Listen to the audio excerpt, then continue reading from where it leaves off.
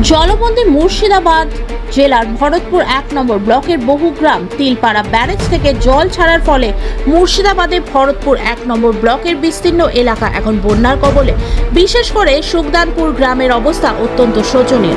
চারদিক থেকে বন্যার জল ঘেরা এই গ্রামের বাসিন্দারা নৌকা ও গুড়ের কড়াই ব্যবহার করে কোনো মতে যাতায়াত করছে। ভরতপুর ১ নম্বর বিডিও দাওয়া শেরপা এবং ভরতপুর থানার ওসি শিবনাথ মণ্ডল বন্যা দুর্গত এলাকা পরিদর্শনে যান। তারা জলমগ্ন গ্রামগুলি ঘুরে দেখেন এবং গ্রামবাসীদের সঙ্গে কথা বলে বর্তমান পরিস্থিতি সম্পর্কে খোঁজ নেন।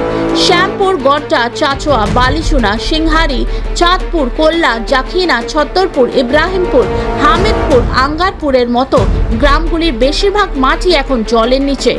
এর মধ্যেই কোল্লা গ্রামের স্কুলে ইউনিফর্ম পরা ছাত্রীদের দেখা যায় জল ভেঙে তারা স্কুলে যাচ্ছে। ভরতপুর ১ নম্বরে বিডিও দাওয়া শেরপা জানান, পুরো পরিস্থিতির ওপর কড়া নজর রাখা হচ্ছে। ইতিমধ্যে বিভিন্ন গ্রামে ত্রাণ সামগ্রী পাঠানো শুরু হয়েছে এবং ত্রাণ শিবিরও খোলা হচ্ছে। প্রবলেম কি হবে, আমাদের বন্যায় ডুবে গেছে, 3 দিন হয়েছে বন্যায় ডুবে গেছে। সামনে বছরও আমাদের বন্যায় ডুবে গিয়েছিল, মালপত্র যা হয়েছিল মালপত্র তো ঠিক মতন আমাদের দেয় নেই। অঞ্চল থেকে সব মালপত্র বিক্রি করে দিয়েছে প্রধান মেম্বারটা। 2 দিন ভাড়া রান্না করেছিল, আর বাদ বাকি মালপত্র সব বিছে খুঁচে দিয়েছে। এই খাবার আবার এসে বলছে লিস্টে করতে বলছে, লিস্টে করে কি করবো? লিস্টে করতে কোনো লাভ নেই, মালপত্র আমাদের ঠিক মতন দিচ্ছে না, লিস্টে করে কোনো লাভ নেই। কি চাইছেন? কি চাবো আমি দেখি বাড়ি পিছু সব হিসাব করে ওরা মালপত্র যদি দেওয়ার মন থাকে তো দেখ, হয়ে যাক ভিডিও। আচ্ছা, কতদিন আপনারা গৃহবন্দী আছেন? আজকে 3 দিন হচ্ছে নাকি? 3 দিন হচ্ছে। কেউ এসেছিল এর আগে? না, এর আগে কেউ আসেনি। আজকে দেখলাম ভিডিও সাহেব, ওসি সাহেব এসছে। হ্যাঁ, আজকে এসছে, এর আগে তো কেউ আসেনি। আমাদের জলের প্রবলেম হচ্ছে, কারেন্ট নেই, ট্রেনের মিটার পড়ে গেছে।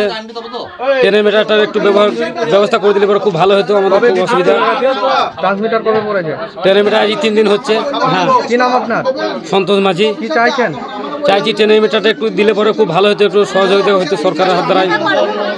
আচ্ছা, আপনারা কতটা আতঙ্কে আছেন? এখানে 70-80 জন বটে, 70-80 জন ঘর আছে এখানে, সব কম জমা আছে এখানে। আমার নাম সন্তোষ মাঝি। কোন জায়গাটা? এটা সুগদানপুর। দেখা যাচ্ছে আপনারা জলের মধ্যে যাচ্ছেন, কি বলবেন? জলের মধ্যে যাচ্ছি বলতে এই জায়গাটা এমনই একটু বন্যাপ্রবণ এলাকা।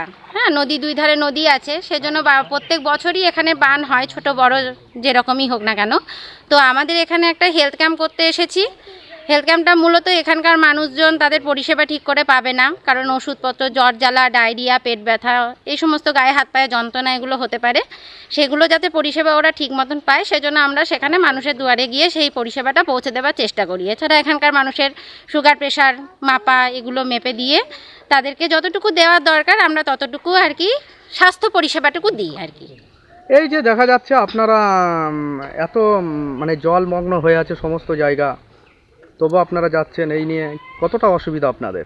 এই অসুবিধায় আমরা যতটুকু হেঁটে যেতে পারবো ততটুকুই আমরা যাব। সেখানে গিয়ে যদি আমরা একটা শেল্টার পাই, মানে উঁচু কোনো বাড়ি হোক বা কোনো অঙ্গনারী সেন্টার হোক, তাহলে সেখানে বসে আমরা ওষুধ কটা বিতরণ করবার চেষ্টা করব। আর যদি অতদূর যেতে না পারি, যদি নৌকা বা অন্য কিছু মাধ্যম থাকে, তাহলে সেখানে সেই মাধ্যমে যাওয়ার চেষ্টা করব। আর তা যদি না হয়, তাহলে আমাদের অন্য ফাঁকা এরিয়াতে যে বাড়িগুলো আছে সেখানে বসেই কোনো একটা এখানকার লিঙ্কম্যান দেখে বা এই যে আমাদের আশাকর্মী আছে তাদের হাতে ওষুধ কটা দিয়ে আমরা তাদেরকে ভালোভাবে বুঝিয়ে দিয়ে, ওখানকার সাধারণ মানুষকে বুঝিয়ে দিয়ে যে যদি কারোর অসুবিধা হয় তারা যেন ওষুধটা সাপ্লাই দিতে পারে, এভাবে বুঝিয়ে দিয়ে আমরা নিজেদের কাজটুকু শেষ করব। আপনার নাম? আমার নাম রশ্মি Mukherjee, Gadda sub centre, Bharatpur BPHC.